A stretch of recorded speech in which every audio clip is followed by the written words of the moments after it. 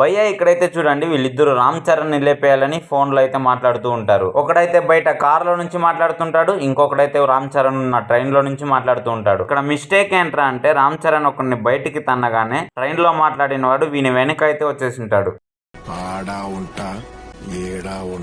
Second mistake ఏంటంటే రామ్ చరణ్ అన్న train నుంచి బయటికి ఎగురుతూ అయితే ఉంటాడు. అక్కడ క్లియర్ గా కానీ అబ్జర్వ్ చేస్తే లెఫ్ట్ హ్యాండ్ లో కానీ రైట్ హ్యాండ్ లో కానీ ఏమి ఉండదు. కానీ నెక్స్ట్ ఫ్రేమ్ లో చూస్తే రామ్ చరణ్ బ్యాగ్స్ లగేజెస్ అన్ని తనతో పాటు ఉంటుంది. థర్డ్ మిస్టేక్ ఏంటంటే ఇక్కడ చూడండి శ్రీకాంత్ అన్న పక్కన 2 పిల్లర్స్ అయితే ఉంటాయి. అదే టాప్ యాంగిల్ నుంచి చూస్తే మాయమైపోతాయి. ఫోర్త్ మిస్టేక్ ఏంటంటే రామ్ చరణ్ ని చంపుతుంటే అంజలి భయపడి తన కొడుకుని తీసుకొని వెళ్ళిపోతామని ట్రై చేస్తుంది. అదే నెక్స్ట్ సీన్ లో చూస్తే తన కొడుకు అక్కడ ఉండడు, బట్ తన చెయ్యి మాత్రం తన కొడుకును పట్టుకున్నట్టుగానే ఉంటుంది. ఇక్కడ చూడండి ఎస్జే సూర్య గుండు కొట్టుకొని ఉంటాడు కదా, నెక్స్ట్ సీన్ లోనే మనోడికి 1 సెంటీమీటర్ ఎయిర్ అయితే వచ్చేసి ఉంటుంది.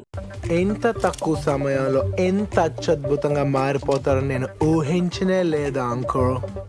ఫిఫ్త్ మిస్టేక్ ఏంటంటే రామ్ చరణ్ అన్న వెనక ఒక బండి కూడా లేదు, అదే ఒక జేసీపీ కూడా లేదు. ఈ రౌడీలు అయితే రామ్ చరణ్ అన్ని వేస్తామని పరిగెత్తుకుంటూ వస్తారు, కానీ విత్ ఇన్ సెకండ్స్ లో రామ్ చరణ్ అన్న వెనక 1 కాదు 2 కాదు 4 జేసీపీలు అయితే వస్తాయి. సిక్స్త్ మిస్టేక్ ఏంటంటే ఈ సీన్ లో చూడండి అప్పన్నతో మాట్లాడడానికి వచ్చినప్పుడు ఇక్కడ అభ్యుదయం సింబల్ అయితే ఉంటుంది, కానీ నెక్స్ట్ సీన్ లోనే ఆ సింబల్ మాయమైపోతుంది. సెవెంత్ మిస్టేక్ అయితే శ్రీకాంత్ రాజు కనుక బిజినెస్ మ్యాన్ తో మాట్లాడడానికి వెళ్ళినప్పుడు ఆ టేబుల్ పైన ఏ డ్రింక్స్ ఏ ఫ్రూట్స్ ఉండదు, అదే ఫ్రంట్ యాంగిల్ నుంచి చూస్తే డ్రింక్స్ ఫ్రూట్స్ వచ్చేస్తుంది. లాస్ట్ వన్ ఫైనల్ మిస్టేక్ ఏంటంటే ఫోన్ లో అప్పన్న నన్ను నా ఫ్యామిలీని చంపేస్తున్నారు అన్నప్పుడు తన కండువా తన చేతుల్లోనే ఉంటుంది. 20 years తర్వాత అంజలి చేతిలో కండువా అయితే ఉంటుంది. వేరే కండువా అయిండొచ్చు కదా అని మీరు అనొచ్చు, బట్ తను భయపడి వచ్చేటప్పుడు తన చేతుల్లో ఏమీ లేదు.